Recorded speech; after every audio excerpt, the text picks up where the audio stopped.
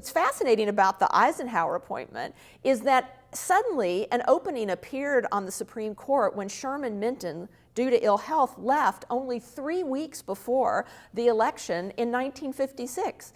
And not only did Eisenhower make an appointment, he made a recess appointment. That is, the Senate was in recess, and presidents are allowed to do this. He made a recess appointment of William Brennan, who would end up becoming one of the most liberal justices ever. And supposedly Eisenhower once said, when asked after leaving the presidency, did you ever make mistakes?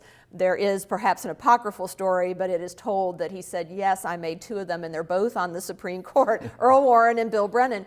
But it's fascinating that Brennan went on to serve well over 30 years. Now, we should also back up to say that recess appointment was then ultimately approved a few months later when the Senate came back into session. But again, only 3 weeks before the presidential race, Eisenhower couldn't say for sure he was going to be reelected, and yet he went ahead and made an appointment. And then I would say in the midst of this kind of legitimacy spectrum would be the current situation of Barack Obama, also with other presidents, including George Washington. So in this list we have George Washington and Andrew Jackson and Grover Cleveland and Ronald Reagan.